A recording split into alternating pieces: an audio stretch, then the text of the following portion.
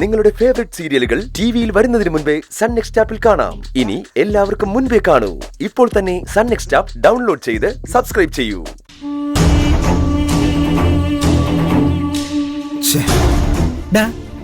എന്താടാ അവനെ വിളിച്ചിട്ട് ഫോൺ എടുക്കുന്നില്ല.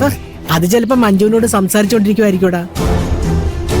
ഇതോടെ എല്ലാ പ്രശ്നങ്ങളും തീർന്നാ മതിയായിരുന്നു. മഞ്ജു അവനോട് ക്ഷമിച്ചാലും അമ്മ അതിന് തയ്യാറാകുമെന്ന് എനിക്ക് ഉറപ്പില്ല. എന്തായാലും നിനക്ക് അവന് വേണ്ടി നുണ പറയേണ്ടി വരില്ലല്ലോ. അത് തന്നെ ഒരു ആശ്വാസം. മഹിമയോട് ഇതങ്ങനെ അവതരിപ്പിക്കുന്ന എന്റെ പേടി. ഇത്രയും കാലം ഗിരിയാണ് ജി.കെ. എന്ന് അവളിന്ന് മറച്ചു വെച്ചതിന് എനിക്ക് കണക്കിന് കിട്ടും.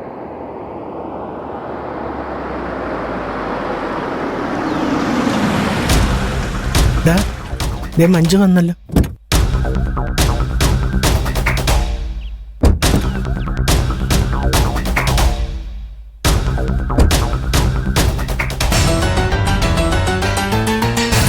മഞ്ജുന്റെ കൂടെ മഹിമയുണ്ടല്ലോ അമ്മേ. അവള് നല്ല കലിപ്പിലാണ്.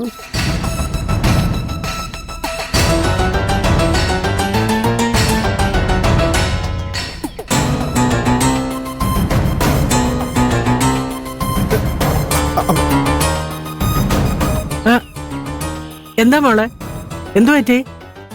എന്തു പറ്റിന്ന് വക്കീലിനോട് ചോദിക്കാമേ. ഞാനെന്ത് ചെയ്തെന്നാ? അവൻ ചെയ്തു കൂട്ടിയനൊക്കെ എന്നോട് ദേഷ്യം കാണിച്ചിട്ട് എന്താ കാര്യം?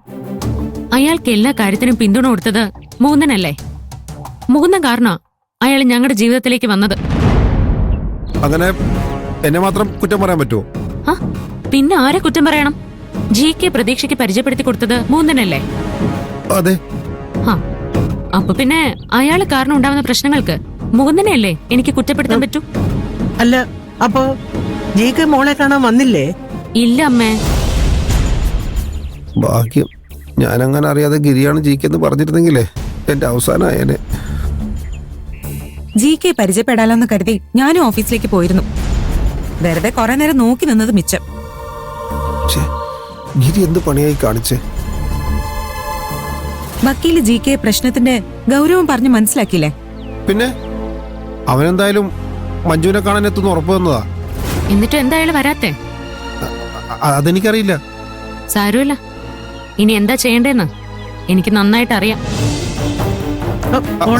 അതെ മഞ്ജു, മഞ്ജു വേണ്ട, അയാൾക്ക് വേണ്ടി മൂന്ന് സംസാരിക്കണ്ട.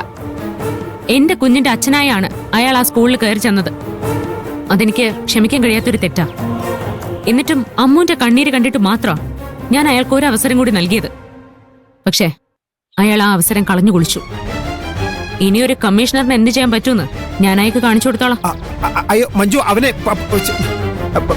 മഹിമേ, താൻ മഞ്ജുവിനോടൊന്ന് സംസാരിക്കേ.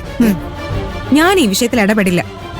വക്കീലിന്റെ കൂട്ടുകാരനായതുകൊണ്ട് മാത്രം ഞാൻ പലപ്പോഴും ജി.കെ. പിന്തുണച്ചിട്ടുണ്ട്. പക്ഷെ അയാൾക്ക് ഒളിച്ചുകളി കുറച്ച് കൂടുതലാണെന്ന് എനിക്കും തോന്നുന്നുണ്ട്. സ്വന്തം മകളുടെ കാര്യത്തിൽ ഒരമ്മയ്ക്കും റിസ്ക് എടുക്കാൻ സാധിക്കില്ല. വക്കീലിന്റെ കൂട്ടുകാരനോട് കുറച്ചെങ്കിലും സ്നേഹം ഉണ്ടെങ്കിൽ ജി.കെയോട് എത്രയും പെട്ടെന്ന് ചേച്ചിയെ കണ്ട് മാപ്പ് ചോദിക്കാൻ പറഞ്ഞോളൂ.